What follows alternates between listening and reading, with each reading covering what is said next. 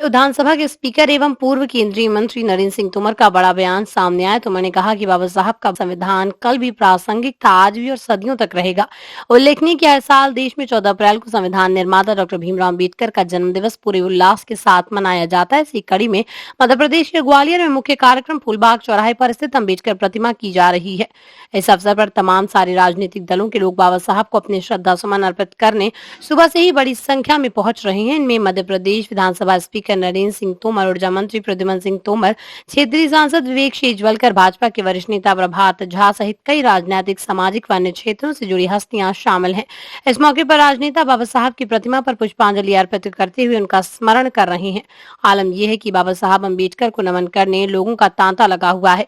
लोग कतारबद्ध होकर संविधान निर्माता को पूरे श्रद्धा भाव से याद कर रहे हैं। वहीं पुष्पांजलि देने के बाद मध्य प्रदेश विधानसभा के स्पीकर नरेंद्र सिंह तोमर ने कहा, पूरे देश में बाबा साहब अम्बेडकर की जयंती जगह जगह मनाई जा रही। बाबा साहब देश की ऐसी हुतात्मा है जिन्होंने देश के विकास में और देश के संविधान बनाने में जो योगदान दिया वो अविस्मरणीय है।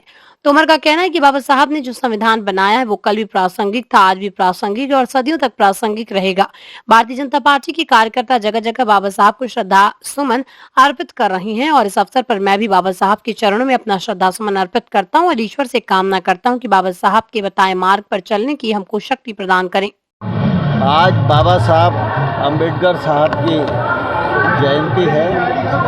पूरे देश भर में उल्लास के साथ स्थान स्थान पर कार्यक्रम आयोजित किए गए हैं। मैं भी ग्वालियर में था तो इसलिए यहाँ ग्वालियर में आया, अन्य स्थान पर होता तो अन्य स्थान पर जाता। बाबा साहब हमारे देश की ऐसी हुतात्मा हैं जिन्होंने देश के विकास में और देश का संविधान बनाने में जो योगदान दिया है वो अविस्मरणीय है। बाबा साहब ने जो संविधान बनाया वो कल भी प्रासंगिक था, आज भी प्रासंगिक है और सदियों तक वो प्रासंगिक रहेगा।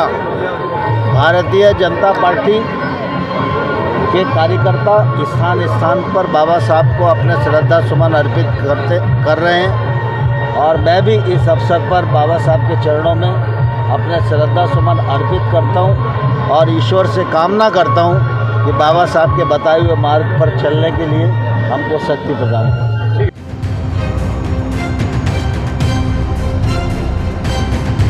और भी रोचक खबरें देखने के लिए YouTube पर MP टुडे नेटवर्क को सब्सक्राइब करें, खबर को लाइक करें और बेल आइकन दबाना ना भूलें, जिससे आपको रोज नई खबरें देखने को मिलेंगी।